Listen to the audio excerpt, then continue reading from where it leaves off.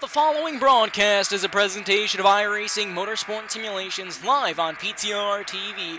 We'd like to thank all of our partners for their support. He may get the run on the outside off of the back straightaway. 26 at Hallmark trying to go three wide. No one will let them. Talking and bobbing and weaving down the back straightaway looking for a way around. The 5 machine trying to take a look underneath the 3 car. He's going to dive in down to the bottom. A huge move down to the bottom of the racetrack. Back bumper. Can anything happen through the tri-oval? Walker Thomas to the inside. Here he comes to the outside. Side by side through the tri-oval. The 14. It's going to be a photo finish to the line. Who's going to get it? Walker Thomas. Machine coming out of turn number 4. Tiller looking to go 3 wide, almost 4 wide. He's going to try to look for a gap. Bobbing and weaving for the lead down through the tri-oval. Photo finish. 2x2. The 65 gets the win.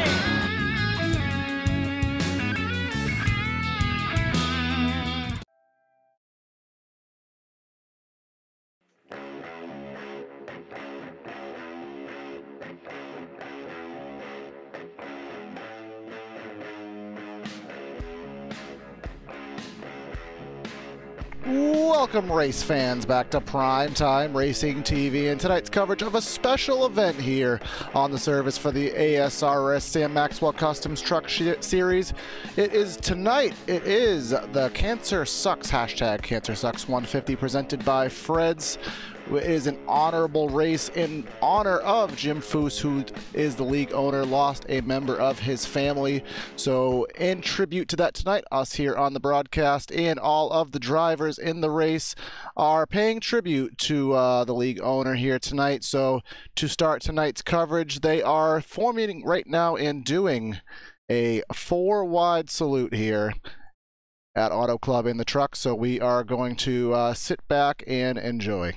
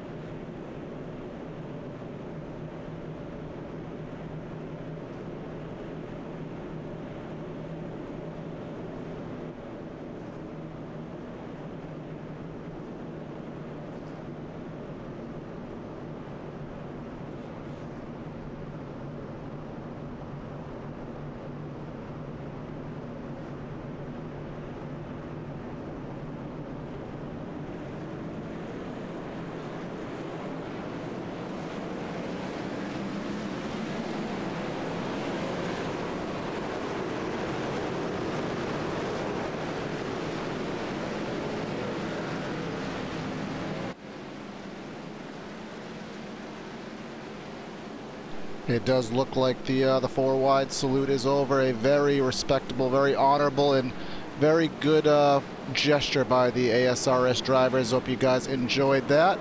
We're going to step away here just for a moment, and we'll be right back with you for the end of qualifying and the beginning of the race. So stay with us here on PTR TV.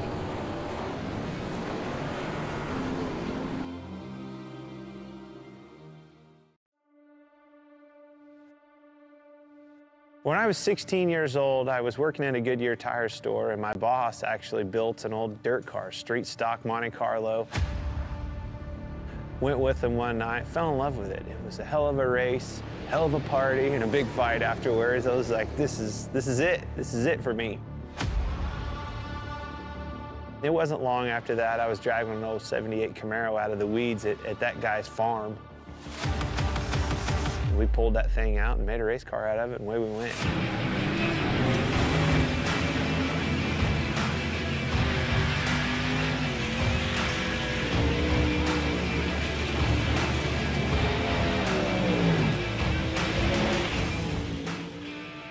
You know, I think a driver has more to do with the equation going back and racing dirt, whether it's a modified, a late model. You can do more with the race car. You know, the harder you drive it, a lot of times, the better it goes. You can crawl up on that wheel and feel like you made the difference at the end of the night. Asphalt car, you can't overdrive them. Well, that was the first thing that I had to learn right off the bat is, oh my gosh, I've got to discipline myself, not overdrive this thing, and that's how you get the most out of it. Truth be told, communicating the right information to your crew and your crew chief so they can do their job and make their appropriate adjustments for you to go faster and do your job is probably 90% of the game in our world. I've always loved late models. You know, my dream was to be a late model driver driving for a living across the country like Daryl and Don do that drive for me. I mean, that was, truth be told, that was my dream, you know. I always wanted a semi. I always wanted a stacker trailer with 2 hot rods in it, and let's go racing. Let's take off with your buddies and go race and chase that dream. Never in a million years did I think it would turn into a Cup Series, and I actually have an opportunity to own 2 you know, dirt late model teams.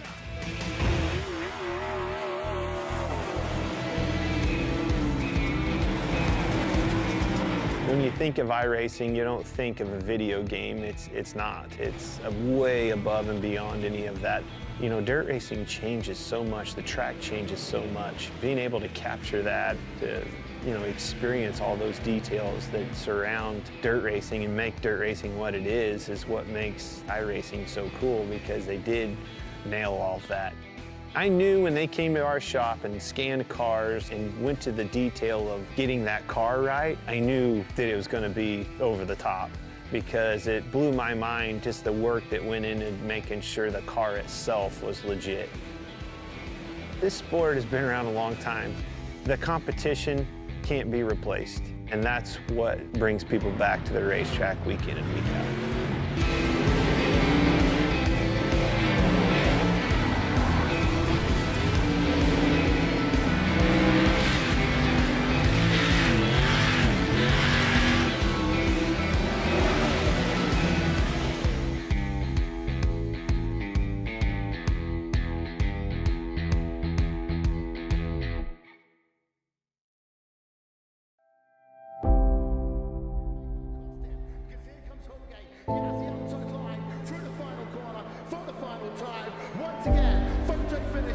Of the Indianapolis Motor Speedway, will it be Tim Hogan? It's going to be Christopher DeMerrick at the line.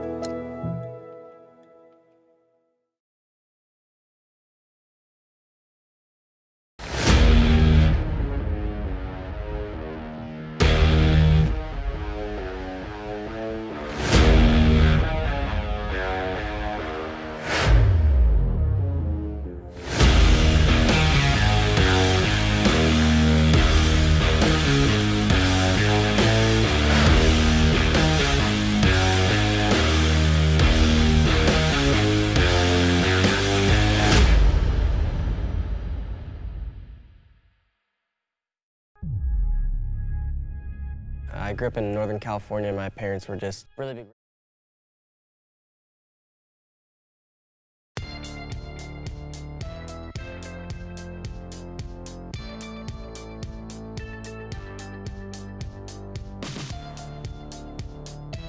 Welcome, race fans, back to PTR TV. We are back after the opening tribute. Hope you did enjoy the tribute here. Again, the hashtag Cancer Sucks 125. Actually, I do believe I got that wrong. 125 presented by Fred's here tonight for the Sam Maxwell Customs ASRS Truck Series.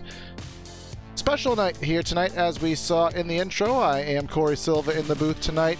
Also manning the cameras is myself and Evan Black in the booth with me, and Joe Chris behind the scenes helping us out here with some various things. So, Evan, we're getting ready to get back to racing here at Auto Club. Qualifying has wrapped up, but we're in the trucks for the first time in a couple weeks here at Auto Club. So what are we expecting to see tonight?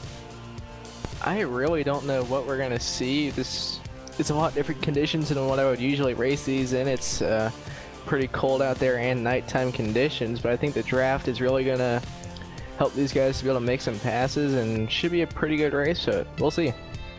Yeah, most certainly. So, as we said, it is very cold conditions here at the Auto Club Speedway, so we can pull up here as qualifying has still a couple minutes left to go. Right now, Mitch Brown is on the pole right now with a 40.570 second lap time. But talking about the weather, which is our main talking point right now, is it's 65 degrees in the air, 65 on the track at night.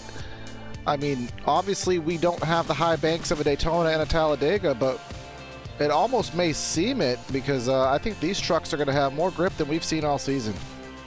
Yeah, in qualifying, I noticed a lot of these drivers were going full throttle, making their laps. Yeah, so we'll see how that does play out over time, but as we do have a little bit of time before the race starts, we can give you a vague idea of the point standings right now, as we have completed 4 races, most recently at Martinsville. But coming into tonight's race, Tom Gianni enjoys an 8-point lead over Jared Mogard, and then we have Mitch Brown in third, 17 points back. Brian Yazik in fourth, and winner at Daytona, Randy McCanney, in the 5th spot in points right now. Devin Serra is currently in 6th, and then Danny Rogers is in 7th. Kevin Mingus is in 8th. Sam Maxwell in 9th, and Tim Knott is in 10th position in the points. 47 points separating the top 10 in points right now. So as the season does progress, obviously a little bit of distance coming through the field, but still the top 2 positions within 10 points. Mitch Brown not too far back off of that, so obviously some big competition going on in the league. But again, Auto Club Speedway is the place we are racing tonight. 2 miles in Fontana, California. 14 degrees of banking in the turns, and the oldest pavement, I do believe the oldest pavement on the NASCAR schedule, hasn't been paved since 1997, so a lot of bumps. Evan, do you think those bumps will have any effect on the trucks tonight, or do you think the grip may kind of overcome that a little bit?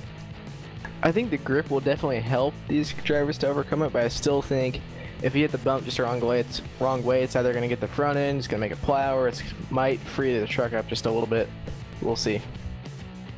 Yeah, most certainly will here today. So again, we want to thank everybody for tuning in tonight to PTR TV for tonight's race. We can see we've already gotten a ton of likes on the video, so I want to thank everybody for that. Hopefully, if you are enjoying the content like the ASRS, you can hit the subscribe button and help us here long term, and help grow the channel, help these leagues get the coverage that they do desire and that we want to give them. So again, thanks everybody for that. But soon approaching the end of the session here today, and we will be able to give you the grid just in a matter of moments here tonight. 63 laps around Auto Club Speedway right ahead of us.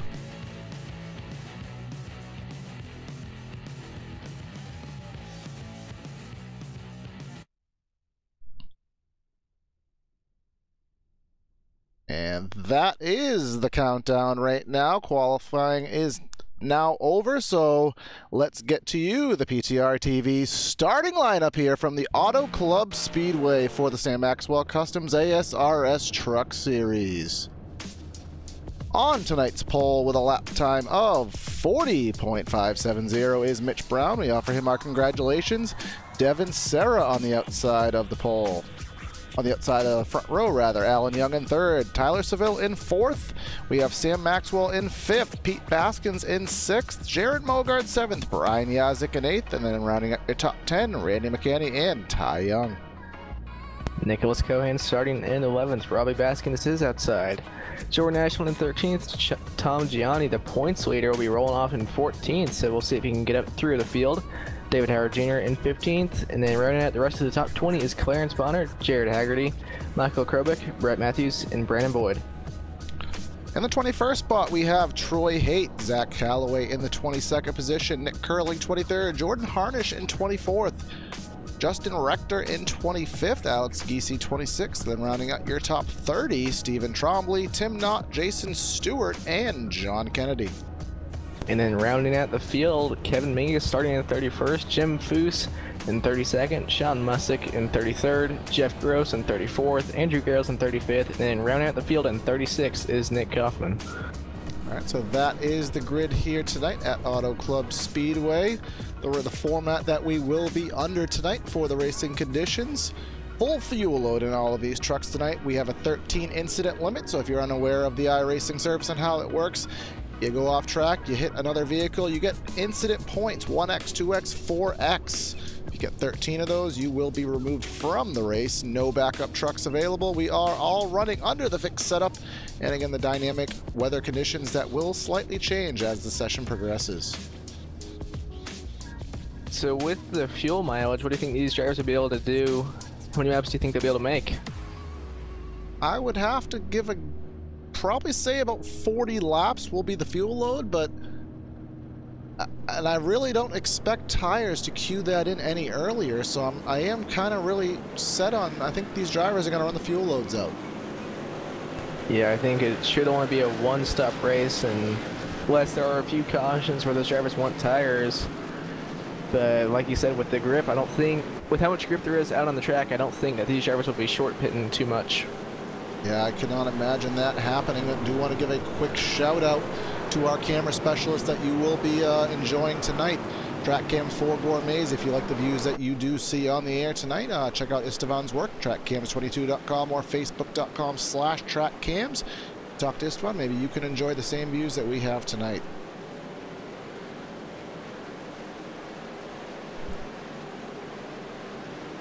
The 18 truck of Mitch Brown in that Toyota Tundra is the control truck on this initial start of the race. We have Devin Serra to the outside as we come through turns 3 and 4 behind the iRacing.com Mustang pace car. So here we are for 125 miles of action here. Buckleman belts tight here on PTR TV. We're ready for a good night of action. Pace car takes the hard left, is about to. And there it goes, pace car into pit road. We await for Mitch Brown to get on the loud pedal. And there it is, green flag on the way. We're racing at Auto Club. Green, green, green. And Brown has already cleared the 20 of Sarah, but the 24 of Young is not going to be able to get underneath Sarah, so he'll be able to drop down and take that second position. Yeah, here they come into turn number 1 for the first time as we approach full speed. Single file for the first 5 positions. We do have some double file still going on. Ladder in the pack right now. Looks like Brian Yazik in the 55.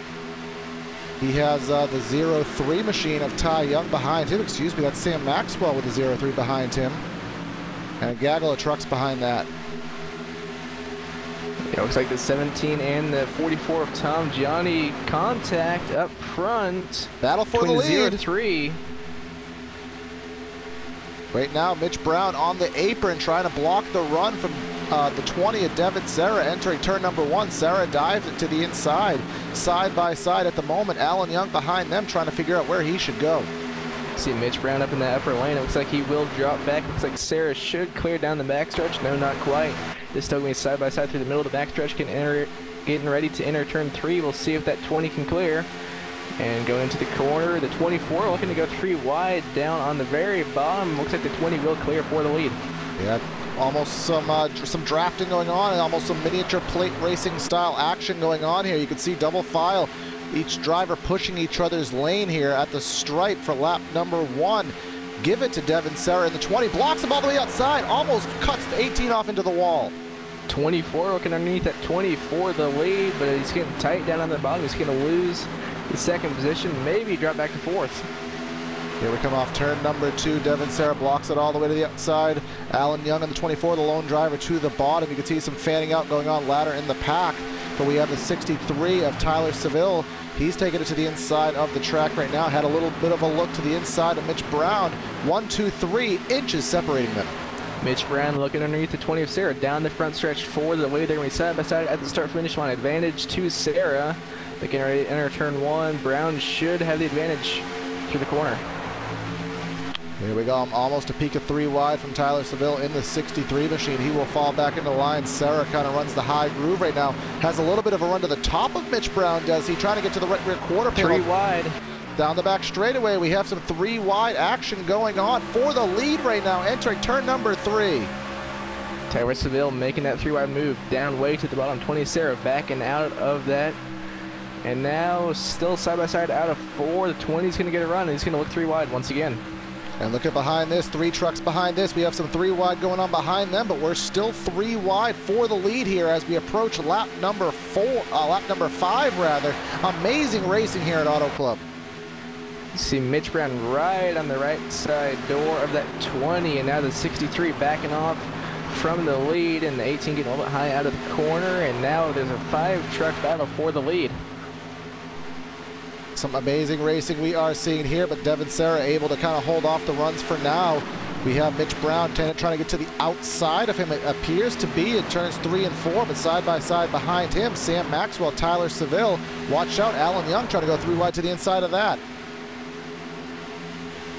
It's like down the front stretch, Serra will lead this lap.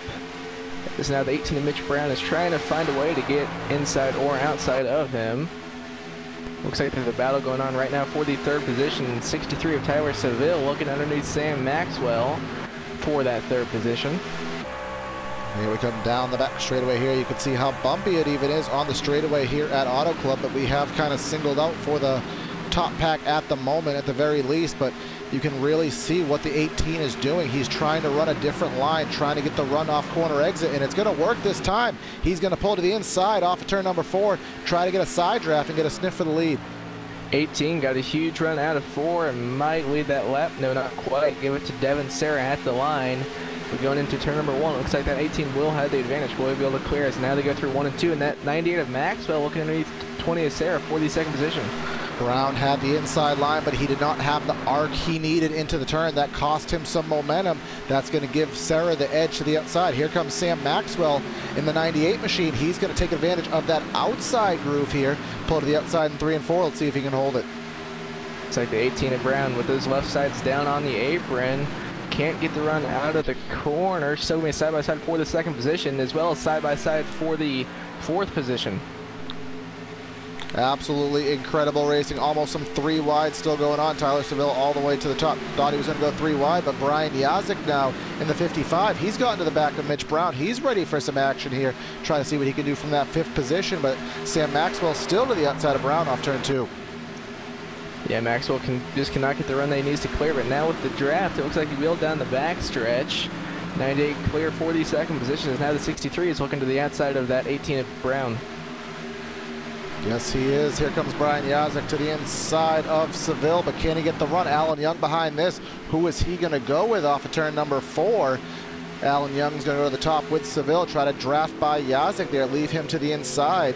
But you can still see Mitch Brown trying to get the run to the outside, entering the turns. Nothing doing quite yet. See Sam Maxwell right to the back tailgate of that number 20 machine. A little bit of contact out of 2, maybe. 98's right there. A couple drivers using every inch of real estate off turn number 2, nearly into the safer barrier, but everyone's doing a very good job to stay out of it. But here comes a look by Sam Maxwell to the inside of Serra. He has a sniff for the position on the low groove. He's going to pull side by side, but can he keep the momentum off turn number 4? 18's going to have a run down the front stretch. Where will he go? He's looking through the middle now, right behind Serra. Just going to give him a little bit of help. Now Serra side drafting that 98 machine down into turn number 1, dead even. These drivers approaching 190 miles an hour as they enter these turns and doing this amazing racing. But Sam Maxwell looks like he's been able to make that inside lane work. He will clear for the lead. Devin Serra back to P2, Mitch Brown into third, but watch out Seville and Yazik, some heavy-duty drafting trying to catch up.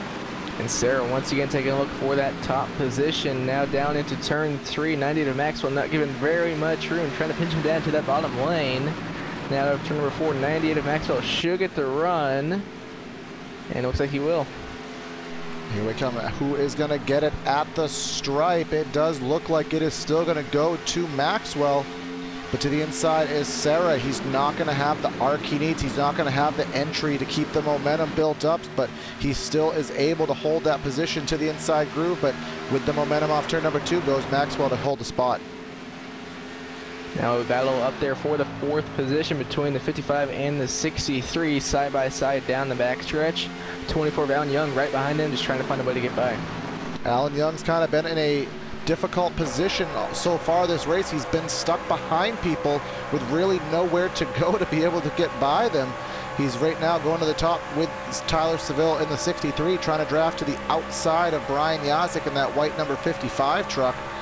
Let's see if he's able to keep the momentum built up off turn number into turn number 1.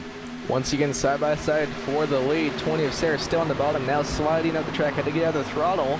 So now contact between Brown and Sarah. Brown is trying to give him a bump draft down the back straightaway, and the 55 of Yazik looking underneath him.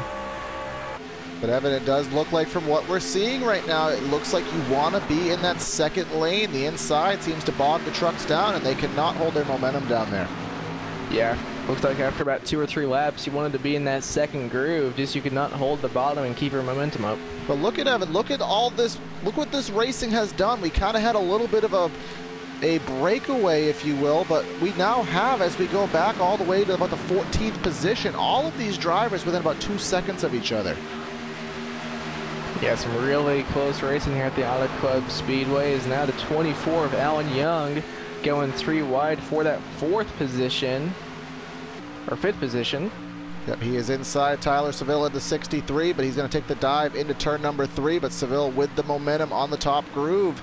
He gets it. They're going to get really close off of turn number 4, almost a little bit of a wiggle from the 24. It's going to cost him some speed and maybe another spot to Nicholas Cohan in the 57. Cohan on the outside with help from that 3 of Pete Baskins, trying to make their way around that 24 of Alan Young as there's a battle for the lead. Now that has ceased with the 98 still keeping it. Off of turn number 2, the 24 stuck on the inside, getting Freight Train on the outside groove. Here we go. We're wrecking on the back straightaway. Michael Krobik. I don't know if that's going to bring out a caution. Heavy contact into the inside wall. No caution. He's off of the racing circuit. Will he exit the race before the caution comes out? He will. We will stay green after that heavy contact by Krobik. Will take him out of the race here on lap number 14.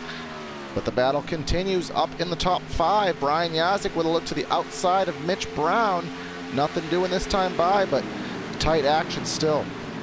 Yeah, that got everything a little bit more spread out, but still pretty tight racing here. Still, and now 55 of Yazik still trying to get by that 18 of Mitch Brown. Mitch Brown was the pole sitter here today, led a total of 1 laps, but was not able to stay up there. The 20 and the 98 have been doing the majority of the leading in the opening stages of tonight's race. As we exit turn number 4, we have singled out. Do you think, Evan, that the tires may be coming into play a little bit now? Yeah, definitely after 15 laps. Looking to see how much they've already slowed down.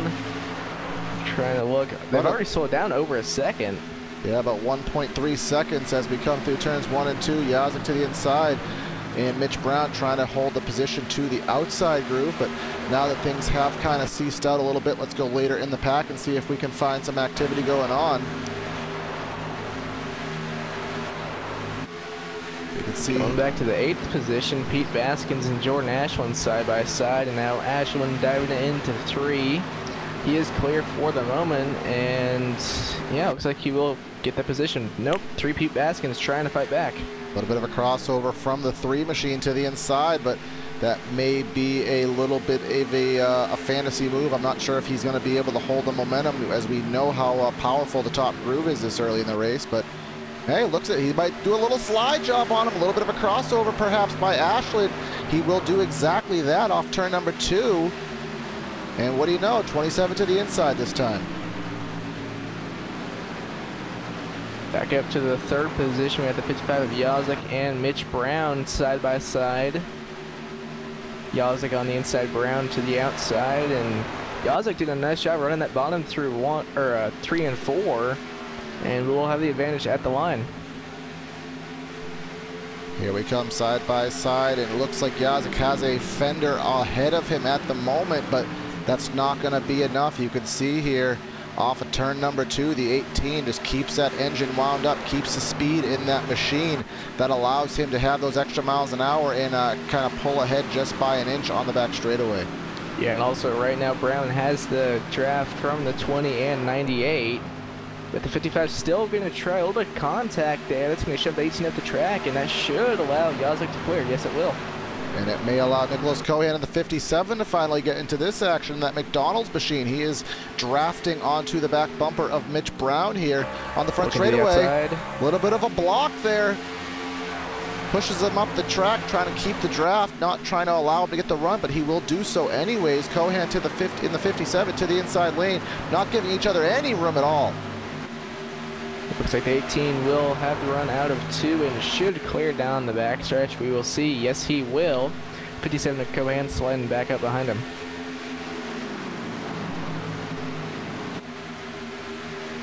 But again, the person that this race is in honor of, with a loss in his family that we are commemorating here tonight, supporting him through Jim Foose in the 42 machine. You can see he started back in the 32nd position, has managed to get himself up to the 27th position here, currently running about 10 seconds off the lead in a battle with Tim Knott. So again, hoping for him that he can find his way a little closer to the front, but so far it's been a tough battle for him.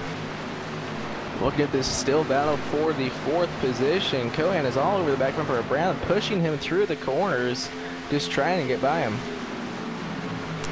Yeah, perhaps he's going to have to try a different approach to getting by, perhaps going to the approach of trying to get to the outside, which we've seen Mitch Brown try to do when he's making passes. But up front, here comes Devin Serra. He's ready for some action down on the front straightaway, all the way down to the apron, trying to get a run on Sam Maxwell into turn number 1 there, side by side.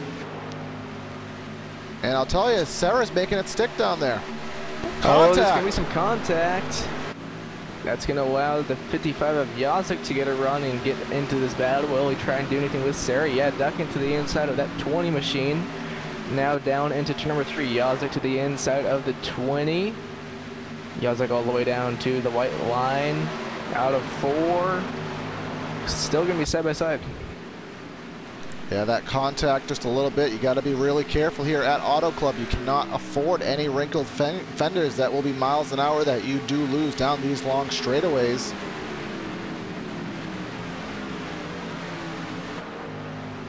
I don't think they made enough contact to do any damage. But back, it looks like Cohan did get around the 18 of Mitch Brown for the 4th position.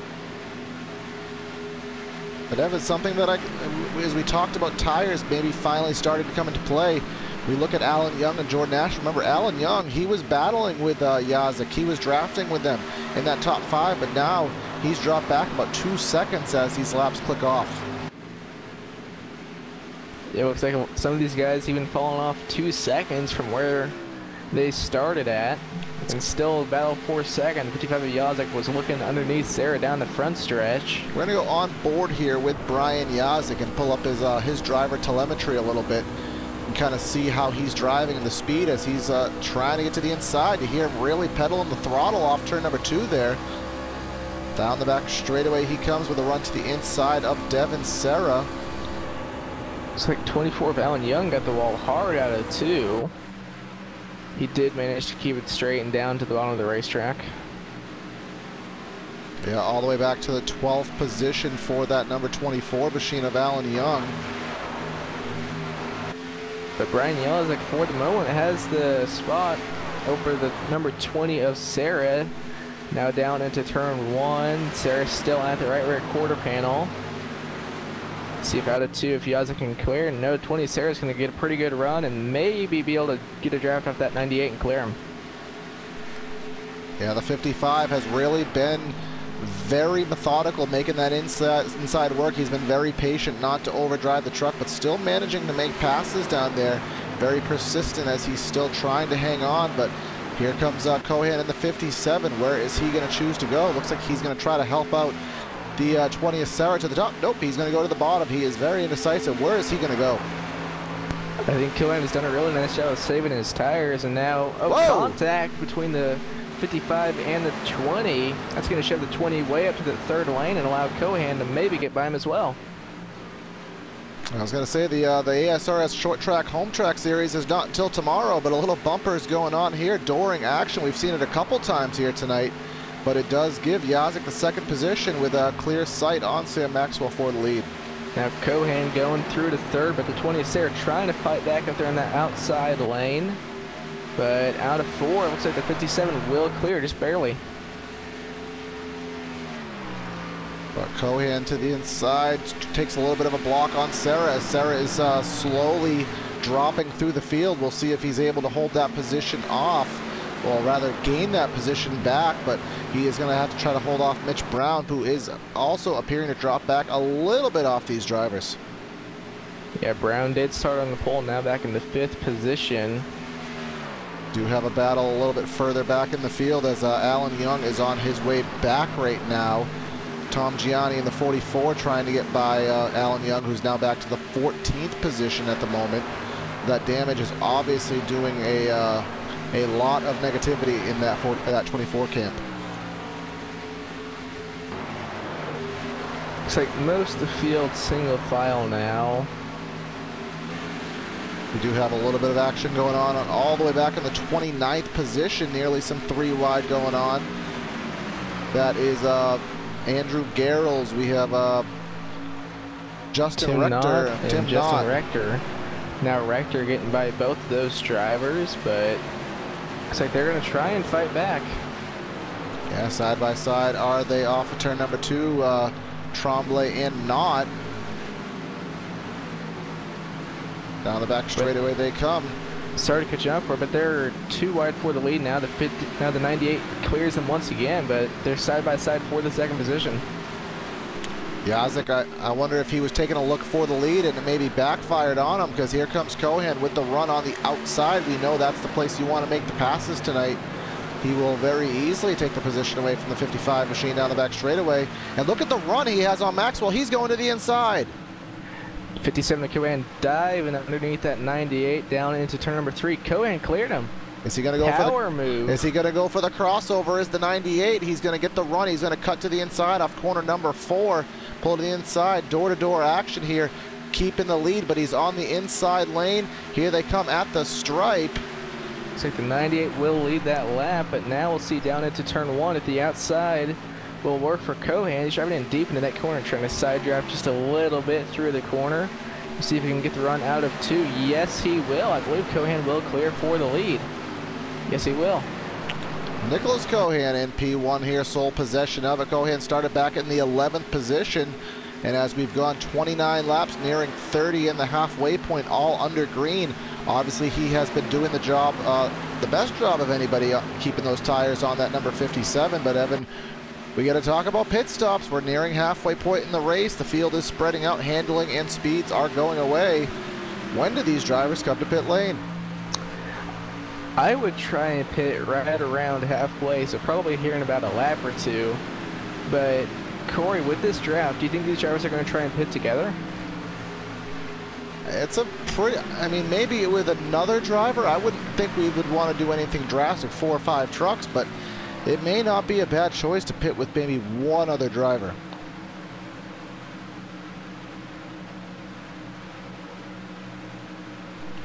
But here comes Maxwell. You can kind of see, I don't know if he's running that groove on purpose now that he's by himself, kind of washed up the track by about a groove there.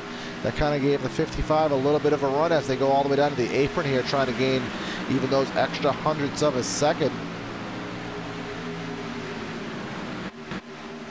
See, Yazik still trying to get by the 90 of Maxwell, and the 20th Sarah is trying to get back by Yazik.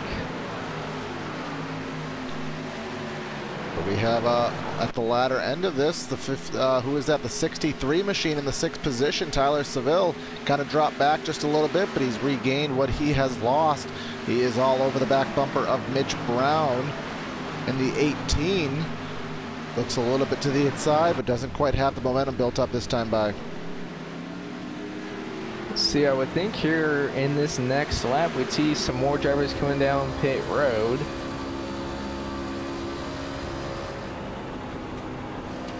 Yeah, we are at the halfway point. Obviously, on the odd number, it would be either this time or next time, depending how you want to call it. So we'll see if any of these front runners come to pit road. Obviously, we have dropped about a second and a half. So these fresh tires, even a lap or two of tire advantage over a competitor, could give you a significant distance on the track.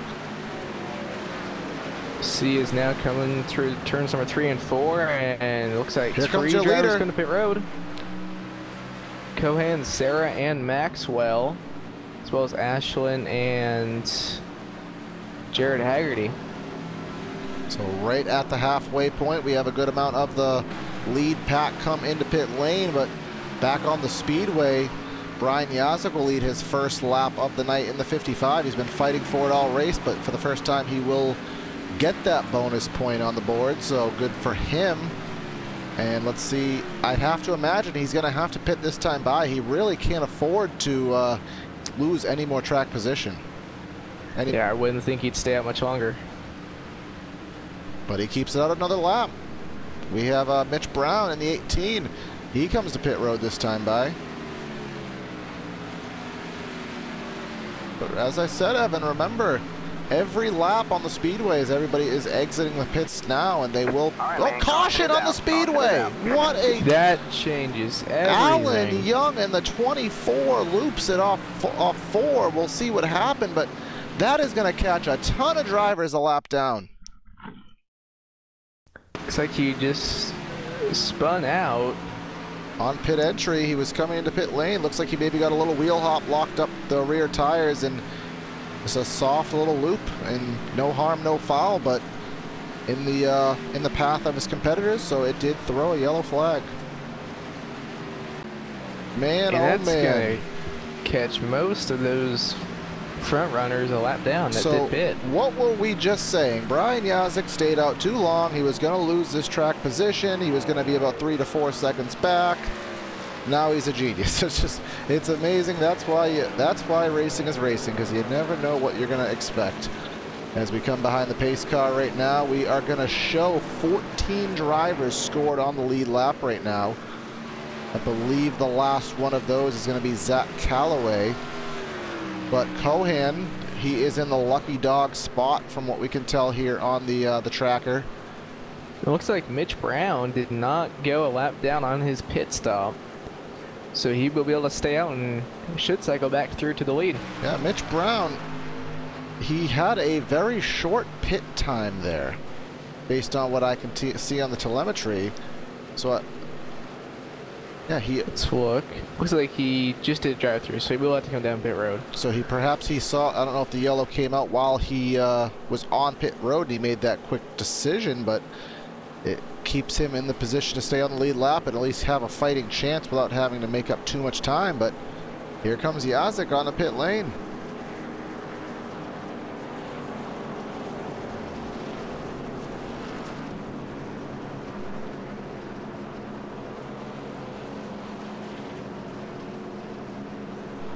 On pit lane this time by, we have Yazek, Seville, McCanny, Sean Music, Jim Foose, and company all on pit lane right now.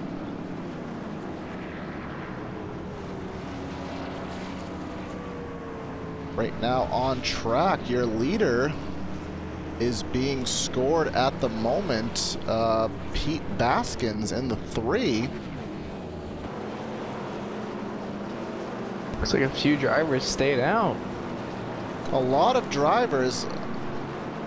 It's kind of throwing off our telemetry a little bit here, because I do believe quite a few drivers did a drive-through. They were on pit road at the moment of caution, and rather than stop in their stall and risk going a lap down, decided just to drive right through, keep their position on the lead lap, and choose another stop after that.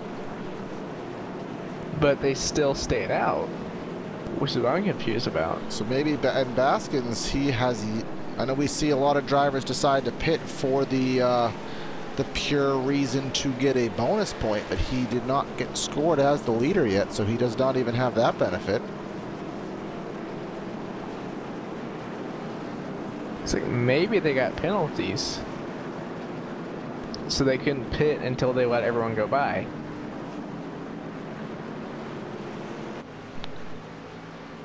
Yeah, well, this time by, does look like Baskins will hit the pit lane along with Tom Gianni and a few other drivers. But Maxwell did not go a lap down, and he did do his pit stop, so he will be the leader with only maybe a half a lap on his tires. He was, I believe, just exiting the pits as Yazik was about to pass him, and it was just one of those freak luck deals where he just caught it within a second. If that caution had come out any later, he'd been a lap down, but the luck is obviously on the side of the 98 tonight. So yeah, he was the only driver that did pit under green flag conditions and did manage to keep his lap. But you can see how many wave around cars there are. yeah, right now Maxwell is obviously the leader, but we can go ahead and see all the drivers ahead of him. We could try to get it in the shot here for you guys. 16th through 29th getting a wave around.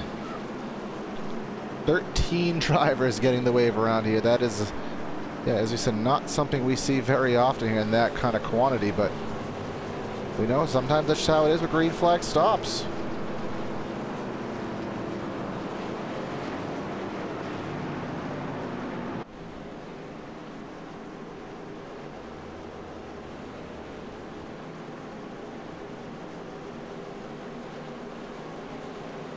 Should get the 1 to green this time. And Core, do you think they'll go green to the end, or do you think we'll see a few more yellows? I'm not expecting green to the end, in all honesty, Evan. I think we have a situation where we know what fresh tires can do. We know what the draft is capable of, and I expect these drivers to even give less inches of space than we were seeing earlier. Yeah, it's going to be some really crazy racing out here with only about 25 laps to go. Yeah, that is about accurate. So this race will be over very shortly, so make sure you have your popcorn, you have your drink, and you're ready for another crazy finish to this race. We've run 38 laps, we've had 7 lead changes, but I'll tell you, it's felt like a lot more than that with what we've been seeing tonight.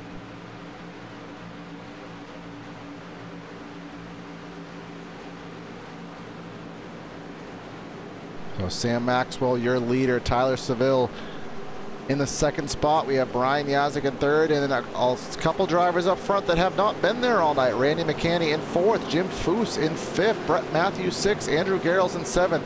Top 10 is completely shaken up at this point in the race, but let's get ready for the restart. Evan, take it away. Coming out of turn number 4 now, pace car waiting to pull down onto pit road. So now it is about to, and there it goes. Now waiting on Sam Maxwell to get this thing back underway, and there he goes. We are back underway here at Auto Club Speedway. Green flag.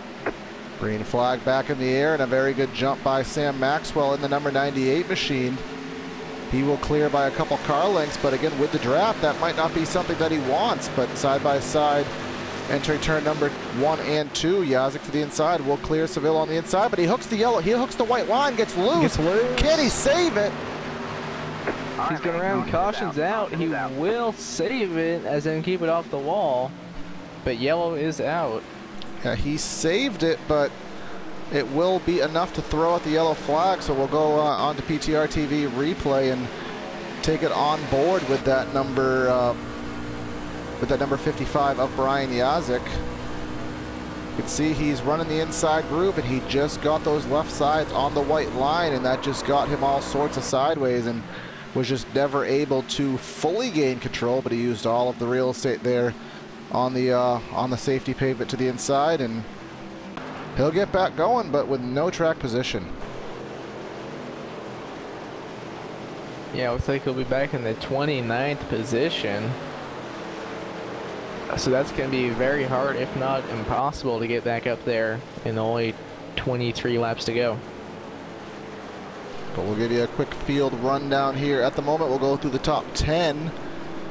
Sam Maxwell is being scored your leader. We have Tyler Seville in second, Randy McCanny in third, Jim Foose in the fourth spot, Brett Matthews currently running in fifth, Andrew Garrels in sixth, Justin Rector in seventh, Zach Calloway in eighth, Alan Young in ninth, and Jeff Gross in the 10th position. That is your top 10 running order on lap number 40. We're going to step away here for a brief side-by-side commercial break and be back with you for the restart. So again, stay with us here on PTR TV.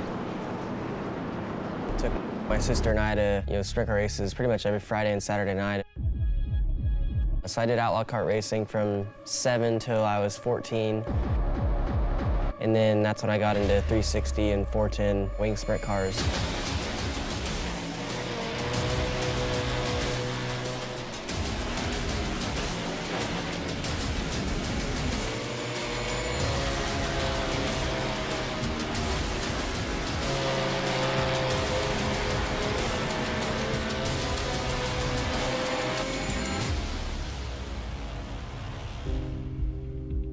There's just something about dirt racing that's just, you can't get anywhere else. I enjoy going back to race them whenever I can. I get to run about 20 to 25 dirt races a year and try and put on a show every time I'm there.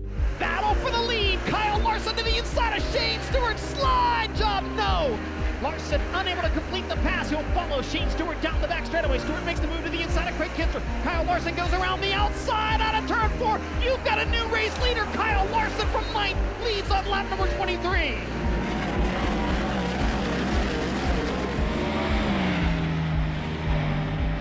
I'm probably just a little more relaxed, I guess, at the dirt track just because it's for fun. Where the NASCAR stuff, it's points racing and a lot bigger sponsors and stuff you have to please and all that. You're there for 3 days a week, so your approach is a little bit different there. Where sprint cars, you're there for 5 or 6 hours and moving on to the next racetrack. So I've been on iRacing, I think, since 2009 or 10. Yeah, I remember, starting out, as a rookie on there, in the Legends and the late models and stuff like that. And that was fun to, have to try and get your licenses up and stuff. But it's amazing to me how, now that I get to race on a lot of the tracks that are on there, how to the T, similar because of the laser scanning and stuff like that. So all the bumps and all the visual aspects of it are very good. So when I first got to like K&N and then the Nationwide Series at the time, I would race iRacing all the time to learn as much as I could about the racetrack before I went to the actual racetrack to race. So to me, it's just for fun now. So I enjoy going on there. Actually, I don't enjoy going on there all the time because I don't win a lot. So it's frustrating to see myself struggle to run top 10 in an Xfinity race or something like that and get beat by Logan Seavey every time I run a sprint car. So the level of competition on iRacing is better than real life. You've got thousands of drivers on there that, a lot of them are probably better than the people you see on TV. They just haven't had the opportunities to make it, but can kick butt on there and you can spend all day long running thousands of laps a day, so you can get yourself, really good at it. So competition level is just unbelievable, really, on there. Everybody's been asking for dirt on there for forever. So when they announced it, I got really, really excited. And honestly, it's blown my expectations away. The cars, to me, drive really good when the track's hooked up. The visual part of the racetrack changing is amazing. How you can run some laps and see it start to get shiny, and then you feel it getting slick. Areas of the racetrack getting dirty, and then you get some cars run through there and it cleans off and gets grip back. It's nuts. The tear-off feature is really cool. Watching the wing move backwards and forwards. I run with the virtual reality headset too, so being able to look down and see everything, it looks extremely realistic. So yeah, it blew my expectations away. And it's only gonna get better, really.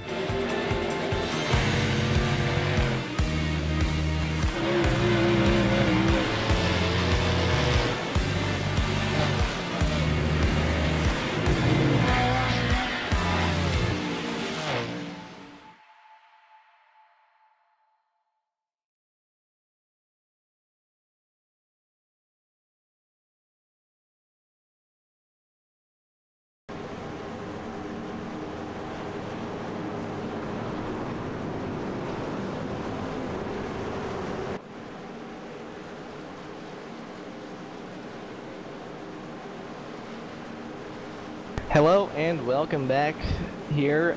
Getting ready for the restart of the hashtag Cancer Sucks 125 presented by Fred's on the backstretch now. 98 of Sam Maxwell still leading this race, and the 63 of Tyler Seville is outside on this restart. Yep, and again, in honor of the race and of cancer survivors and unfortunately cancer victims out there, we're gonna go silent here on this restart for a couple laps and let you enjoy the race. So again, please join us in a moment of silence for this restart.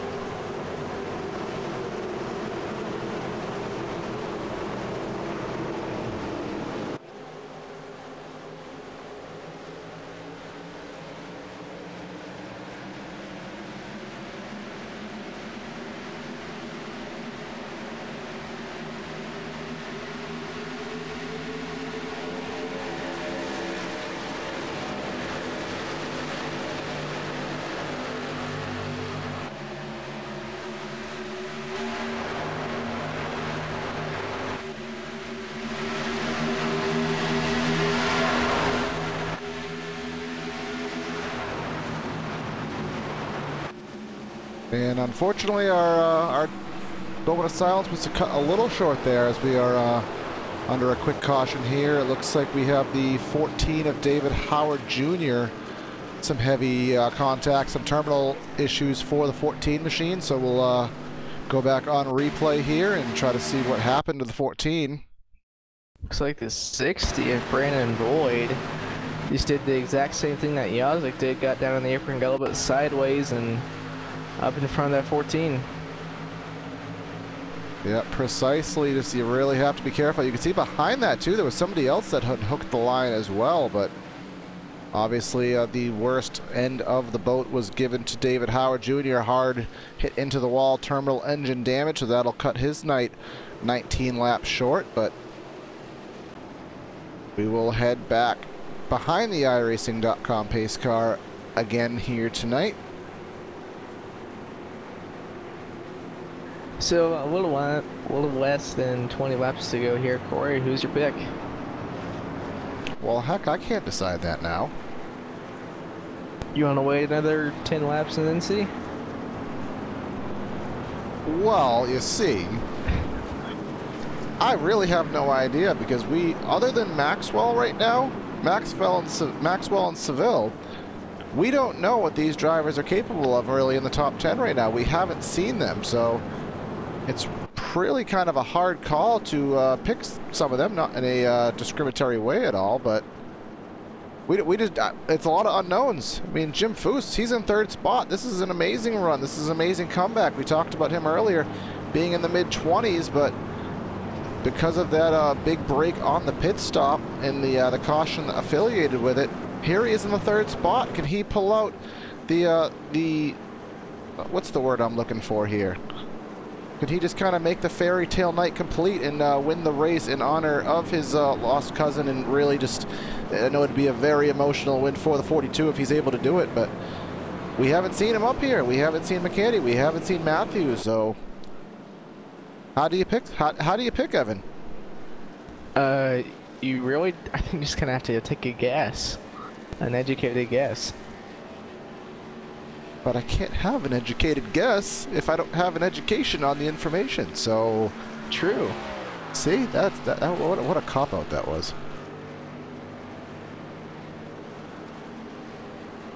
But up front, we do have Maxwell and Seville, and of the drivers we've been following in the race that have been up front for the majority of it, we're going to go back to the 9th position. Remember, we saw Alan Young hit the wall earlier and drop back, but he was a top 5 caliper driver. He's in 9th spot.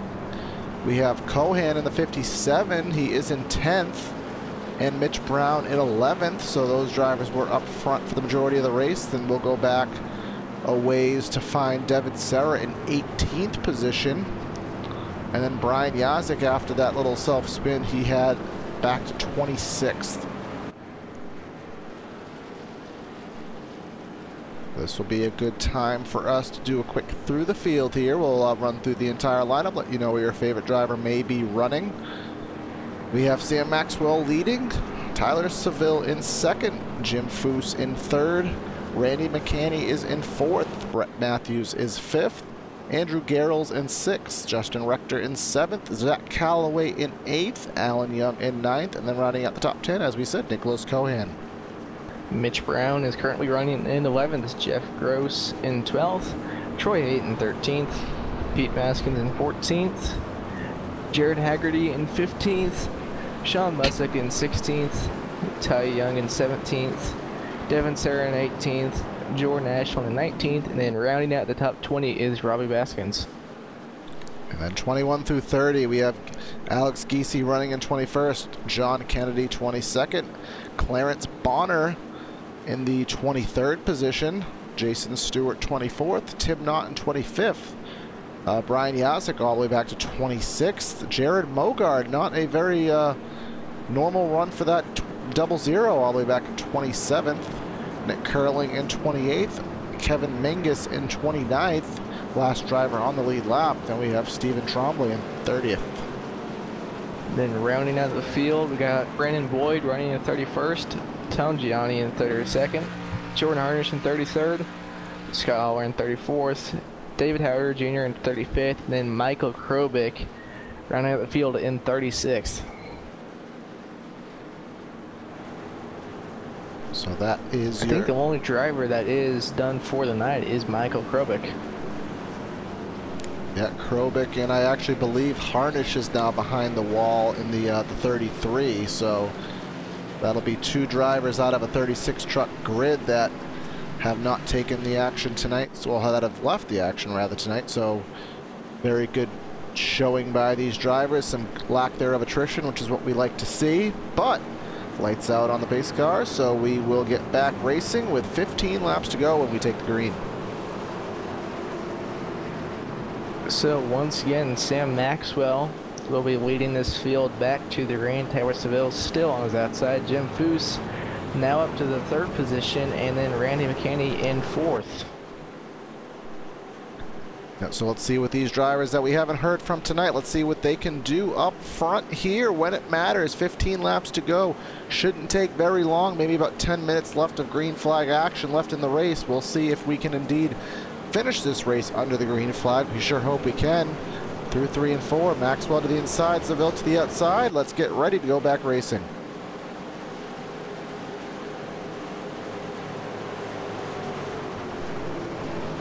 Pace car coming out of turn number 4 now. Getting onto the front stretch, waiting for it to pull down on the pit road, and there it goes, waiting on Sam Maxwell to get this thing back underway, and there it is. We are back underway here at Auto Club in the 63 of Tyler Seville. Did a pretty nice job anticipating that restart. He did not let Maxwell get away as much as he did last time. Not at all, but here comes Foose. He has a pretty good run to the inside. He's going to take a look to the inside of Seville. Maybe a little bit of a block from the 63 on corner entry. Now watch out, Foose. You have Randy McCanny in the 17 looking to the outside off of turn number 2. Can he make it stick? Can he make it? Alan Young. Young sideways. He saves it out of turn number 2. Alan Young's race has not gone very well since the beginning, but he does manage to hang on to his truck at the very least, entering turn 3 and 4. Foose loses the 3rd position to McCanny on the outside. He may lose another position as he has a driver looking to the inside of him. Andrew Garrels on the inside of Foose now for the 5th position, I believe. 4th position. So Garrels now diving it down into turn number 1, gonna try and clear that 42 contact almost between Foose and the 69 of Matthews. The 69 lost all of his momentum in that situation off turn number 2 down the back straightaway. Some 3 wide as Mitch Brown in the 18. He in the 57 of Cohan. They're back in the action. They're 7th and 8th right now coming into turn number 3. They have slightly fresher tires than everybody else, but here they come. Justin Rector, the next one on their sights. Now the 3 wide down the front stretch. The 18 of Mitch Brown diving it down to the apron, getting it by both of those drivers. Now up to the 6th position. So that is going to be probably the battle that we're going to see, the storyline we're going to follow. Can those drivers manage to get back to the front? But Sam Maxwell has been in control of the majority of this race. He does lead by about 2/10 over Tyler Seville. A little bit of a gap back to McCanny and the rest of the field, Garrels, Foose, and everybody else behind them. But a gaggle of trucks here from about the 7th on back. Yeah, a little bit of 3 wide, mostly 2 wide action going on right now. Justin Rector trying to get back to the outside of that 57 at Cohan down the front stretch. He will get to the quarter panel, crossing the start-finish line down into turn 1. We'll see if he'll do anything. The more that they are stuck side by side, the longer of a gap that will create, and that will allow the leader to get further ahead. So if they're going to have any chance at the win, they need to go now. The lead. Corey started to cut you off, but Tyler Seville is looking underneath Sam Maxwell down the back straightaway. Now down into turn number 3. Seville going to try and dive it in deep and try and clear. Not going to be able to through 3 and 4. He might be able to on exit 4. It's going to be close. He will clear.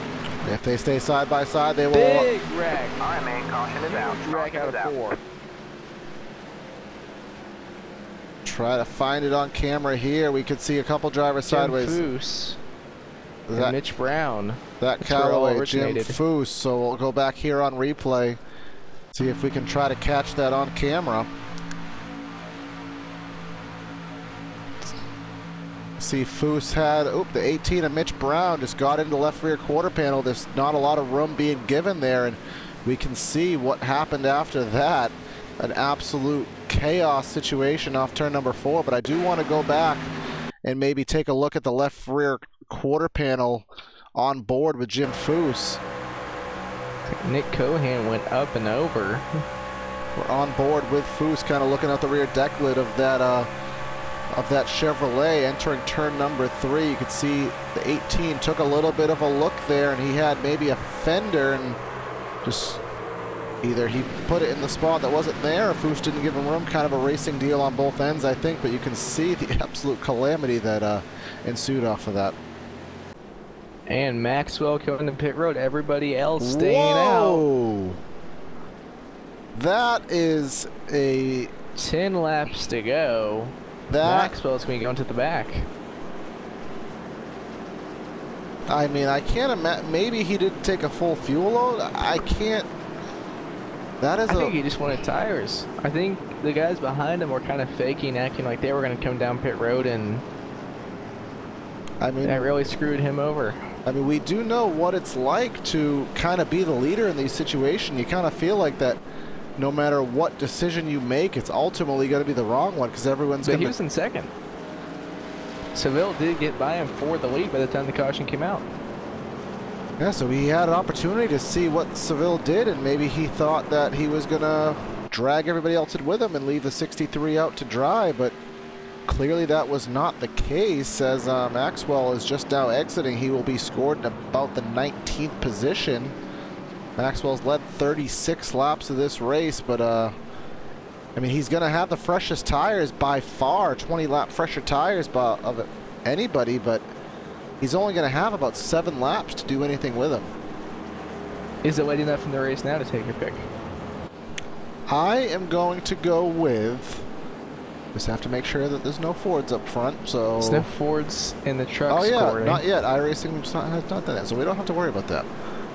I am going to go with the 19 of Andrew Garrels.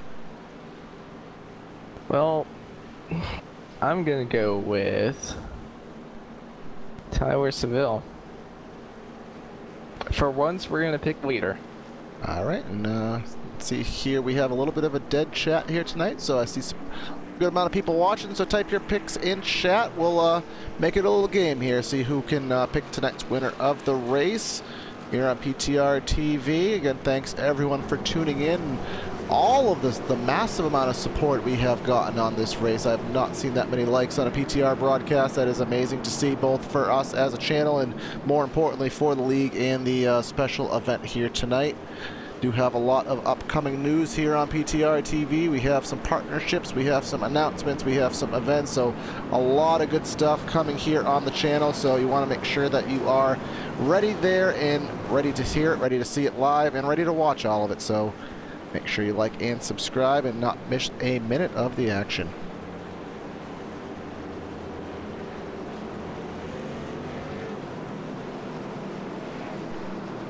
So do you think once after this restart, do you think that will be the end of it? Oh, if there is another caution? Oh no. I am gonna bet a non-monetary amount, well, non-monetary value that this race will end behind the pace car. I don't want it to happen, and I hope it doesn't, but I'm kind of betting. Do you think they'll be able to get another restart in?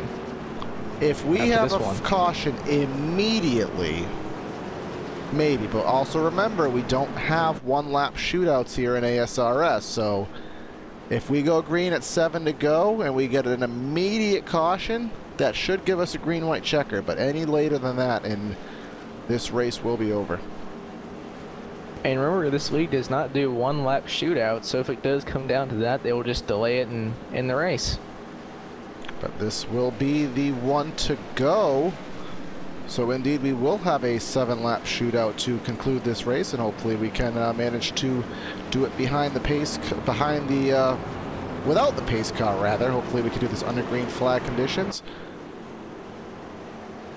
I want to give a quick shout out to our Patreon while we have a second to keep our broadcast quality high and cost low for league owners. We need a little help from the fans, so check out our Patreon if you wanted to help us grow the channel and help us improve our content. Check out patreon.com/PTRTV. There's varying reward tiers there, so you can get yourself something nice. You can get yourself some paint schemes and get a couple other things. So check us out at patreon.com/PTRTV.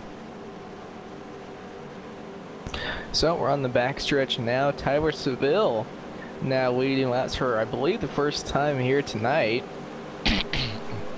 He's outside on this restart, and then on the second row, 19 of Andrew Garrels will be rolling off third for this restart, and the 09 of Justin Rector will be in fourth. Yeah, so we'll see what happens here. Can the 63, he hasn't been in this position all race. The 17 hasn't been in that position. The 19 and the 09 have it. It's completely different top 5 right now, and it's money time. This race is almost over. It'll be 7 laps to go. Pace car takes the hard left into pit lane. We wait for the 63 to get on the loud pedal, and there he goes. We're back racing here at Auto Club, and we're wrecked. Wrecked on the front stretch. 24, Alan Young. No caution. No caution. I don't know how, but we stay green after that. We're not going to jinx it or complain about it. Here we come into turn number 1. Big advantage to the 63. Side by side for second. 17 and the 19 going at it. Nearly some 3 wide going on. Yeah, 17 with Randy McKinney on the outside of the 19. Down the front, or the back straightaway rather. Now the 17 will clear. The 09 of Justin Rector now trying to get by that 19 of Garrels. Yeah, and then behind that, Jared Haggerty, best position he's been in all night in the 6 machine. He is right to the back bumper of Garrels. Almost 3 wide, a little bit of contact back there. It looks like they're trying to the 6th position. They're trying to bump draft the 6 and the 19, trying to get closer to the 17 of McCandy and trying to eventually get to Seville, who's out by about half a second right now. 6 laps to go. See, can this 17 of Randy McCandy reel back in the 63 of Seville? Looks like he ran about 2/10 slower last time by, but we'll see now once he crosses the start-finish line if they'll be able to do anything with him. Yeah, we'll bring up our PTR TV battle tracker and get the exact situation on who is indeed the better driver up front at the moment. Off of turn number 4, we'll see what they get when they cross the stripe. As you can see, that gaggle of trucks battling behind that. Seville. Seville is indeed the faster driver, but let's go back and watch that gaggle going on. See led here. by Justin Rector. And about 8 trucks there with him, but now Rector's starting to pull away just a little bit. Sean Music in the 1 was to the inside of Brett Matthews, got a little bit loose there off of turn number 2. Now he's stuck to the inside groove down the back straightaway. Also getting passed by Devin Serra is Music in the 1 machine. And he washes out the track just a little bit there, a corner entry, but here comes Jason Stewart trying to gain some spots here on Serra, who's to the outside, and then we have 3 wide behind that. Big 3 wide action going on. Robbie Baskins, the 20 of Troy Haight, and Jared Mogard back there battling for the 14th position. And the 46 kind of straddled the white line there rather on the apron and got a little bit loose, and I think he's doing just that again. Really loose for the 46, loses some spots there off the corner. But all those battles seem to have concluded themselves. But here comes a battle going on. The 09 of Justin Rector to the inside of Andrew Garrels.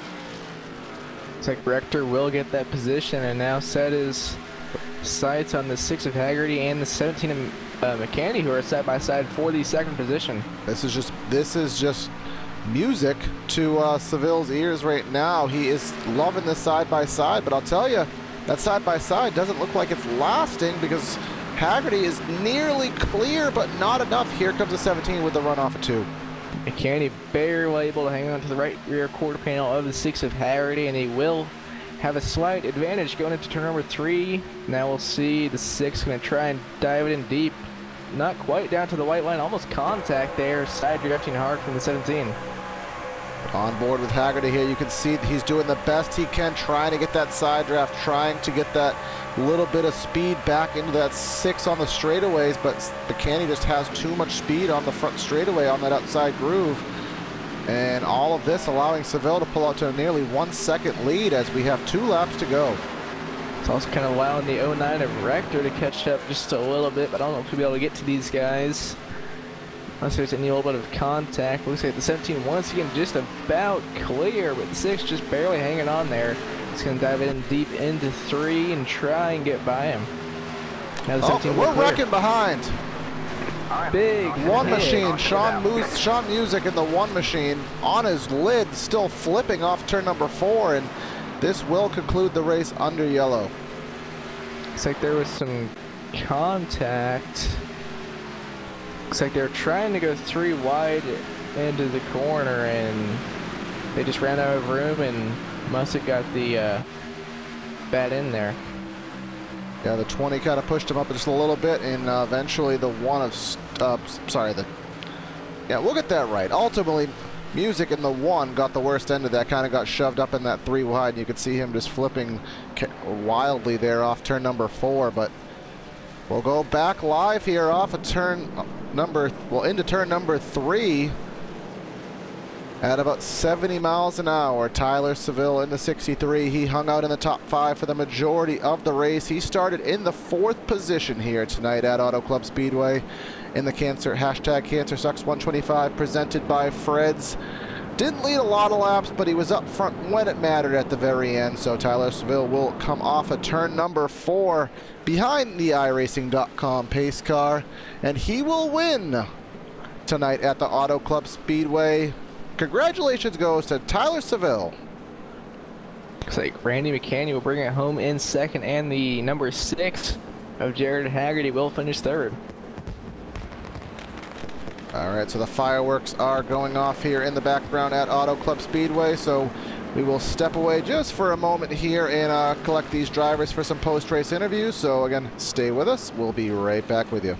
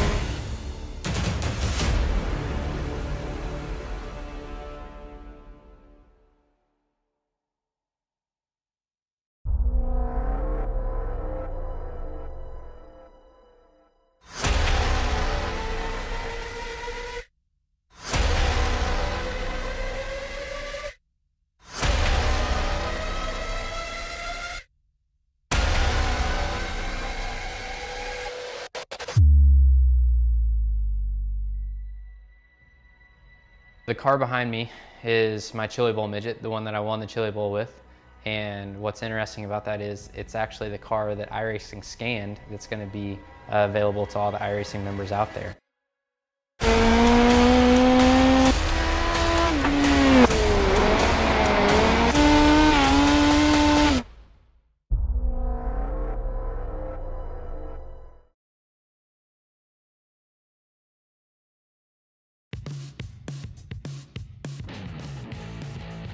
And we're back here on PTR TV, beginning the post-race show here for the hashtag CancerSucks125 presented by Fred's.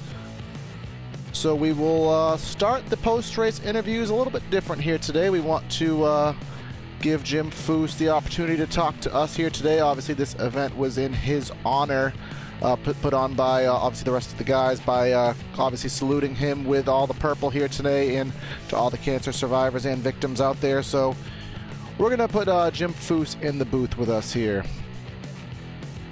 All right, Jim Foose here tonight in the booth with us here. Obviously, this was a very emotional night for you, given everything that has gone on. So we want to, of course, offer our condolences here as the broadcast channel for you. And but talk about, Walt, I'll let you kind of give your comments about that before we lead into the race questions. You know, thank you, and thank you to everybody that supported the race, came out with the purple numbers, the purple wheels. I mean, a sea of purple here at California. It was a beautiful sight, and Shelley would be really proud that enough people cared to do that for her. And I'm honored to lead this group and be able to be a part of it. So, you know, these guys did a great job. Josh Sidden donated his race sponsor to us to do this. He lost a friend not too long ago. The stories over the last 5 days of, you know, one of our sponsors, his wife was diagnosed with cancer and survived, and others that have lost their loved ones. So it's been a very touching couple days, and really cool that we could do this. And got to tell you, the way we ran tonight, felt like we had somebody pushing our truck along a little bit. So maybe there was a little help from above.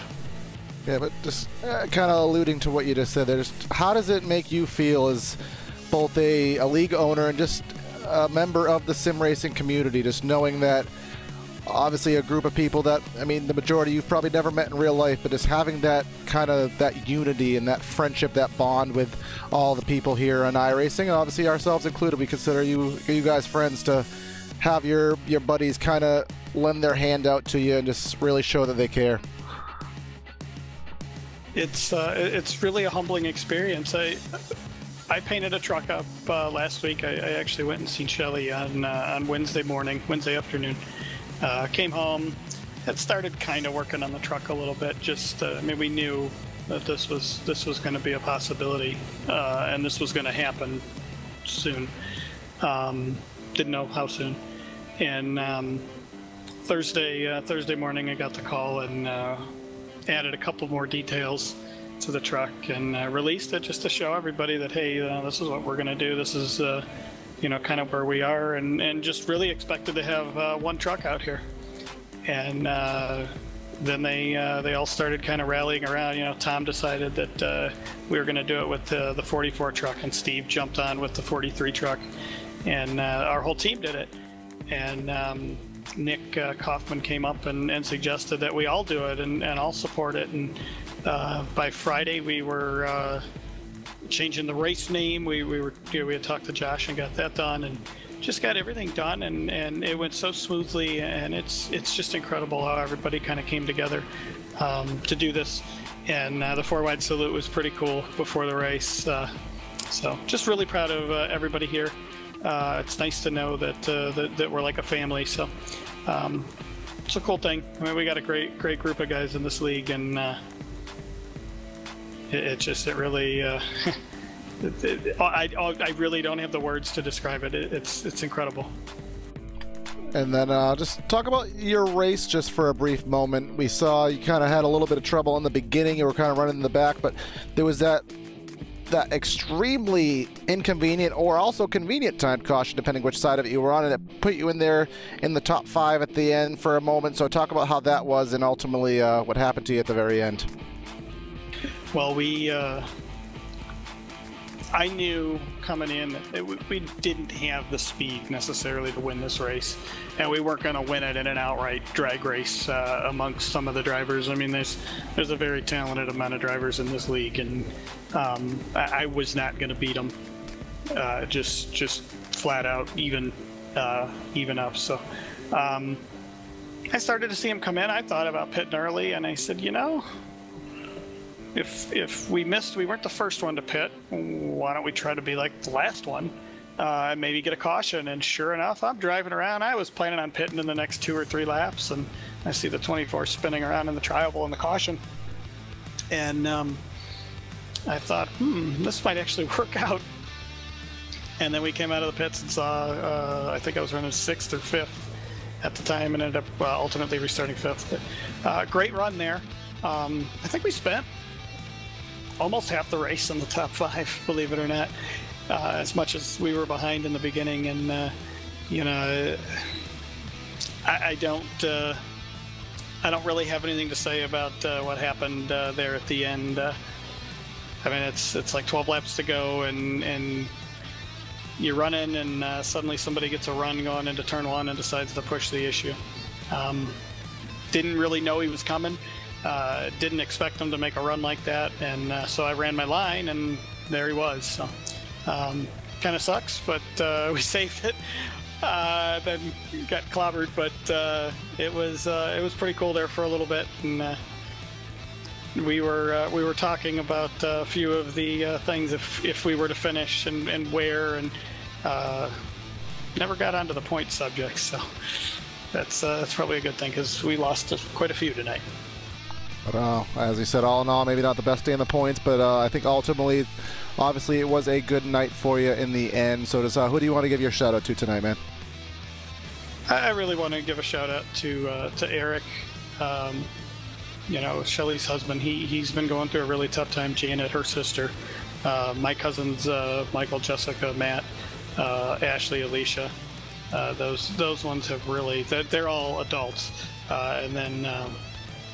You know, the Hayden and Hailey, her younger children, who I believe are 9 and 10, they're really going through a hard time. So just hope that everything's good there. Hope they can come out of this and, you know that their mom loved them, and they got a great family around them, and things will work out.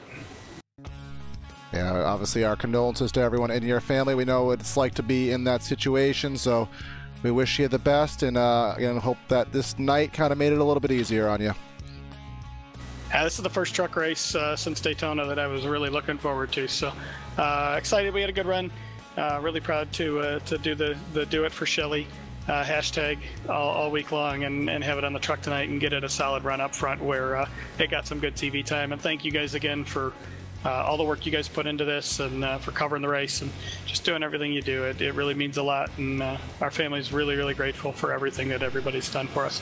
Yeah, not a problem, man. So again, that is Jim Foose, and we will kick it to Evan Black right now with the 3rd place finisher, Jared Haggerty. Yep, Jim. So, Jared, you come out with a 3rd place finish here tonight at Auto Club. What are your thoughts after this race? I tell you what, man, that was a hell of a race. I got to give a big shout out to Randy McKinney. That was awesome last like 2 or 3 laps there. But the race itself was pretty good. Had a little bit of trouble there in the middle, getting a lap down because of that caution during pit stops. Managed to work our way back up there, but ended up getting a good finish out of it. That actually was the best one of the season so far after a lot of bad luck. Yeah, you started back in the 17th position, so what was it like getting up there through the field? We saw a lot of passing going on with all the drafting. It was pretty good. It really wasn't that big of an issue for me throughout the race, but again, I got to give a big shout out to my team, Tim Knott, and everybody from, actually it's just me and Tim right now over at Elevation Motorsports, but yeah, give a big shout out to them. Going into this race, did you think you'd be able to come in with a podium finish, or did you think you'd be able to further back? I had a pretty good idea to get a podium. The car was just handling perfect pretty much all day. I never do good in qualifying, but during the race, I knew it was going to be about saving tires, and I knew that's where my strength was. So I was expecting a podium out of it. I knew I had the car to get a podium, and luckily we got one, otherwise that would be really awkward. Yeah, you came in with a good finish here tonight. Is there anyone you would like to thank or give a shout out to? Yeah, I gotta thank my new sponsor coming on for the year. I gotta thank Sheraton Resorts and Hotels and Starwood Resorts and Hotels coming on. Again, thank Elevation Motorsports for letting me in this year.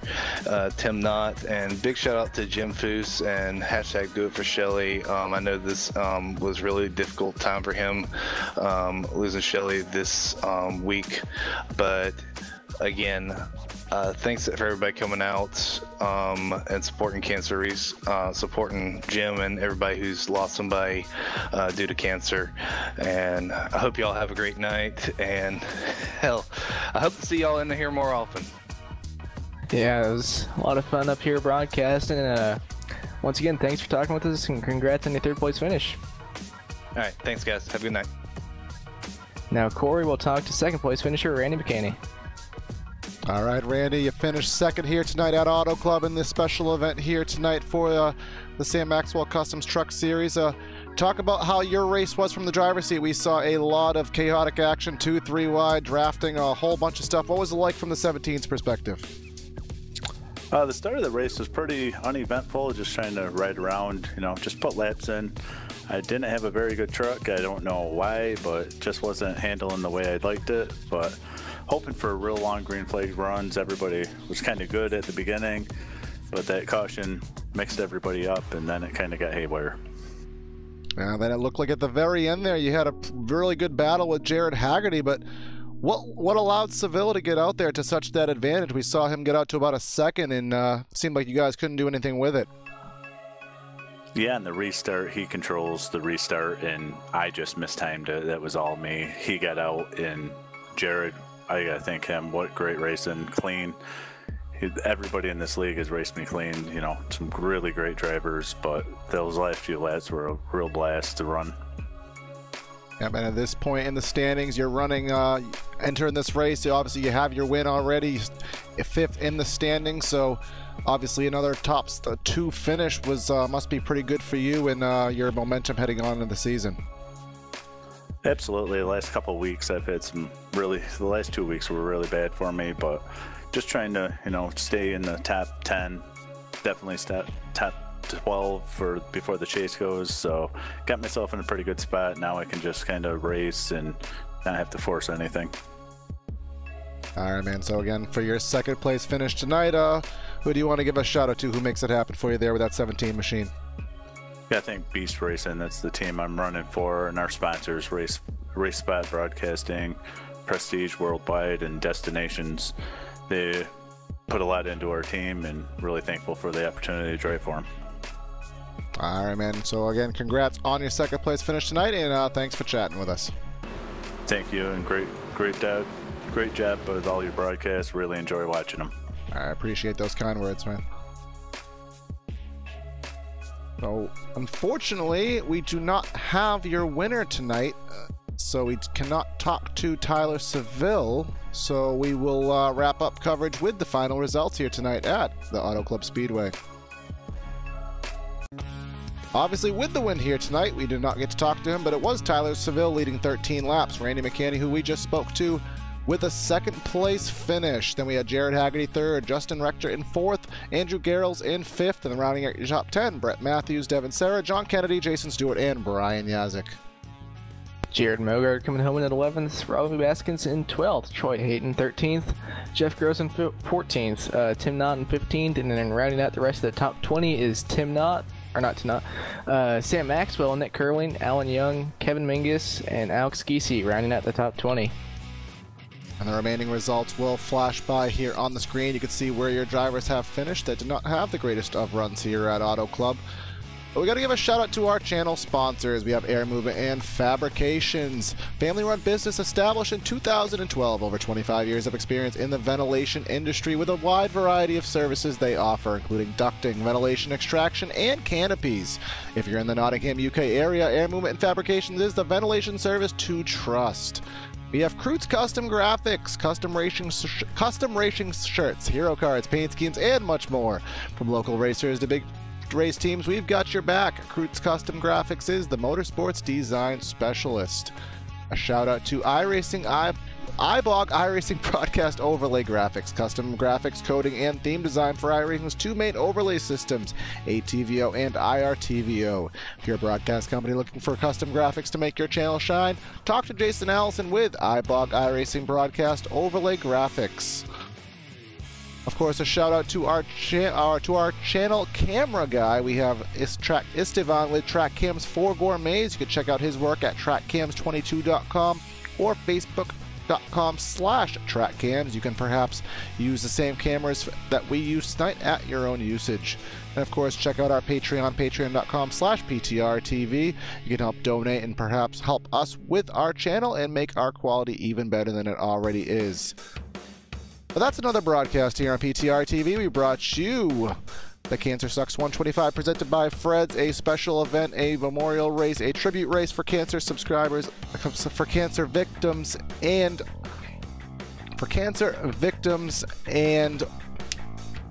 cancer survivors. I'm sorry about that. It's been a long broadcast, but want to sign out of the booth. Evan Black and Corey Silva, thanks for tuning in. Have a great night, everyone, and we'll catch you next time. Have a good night, and we'll catch you next time.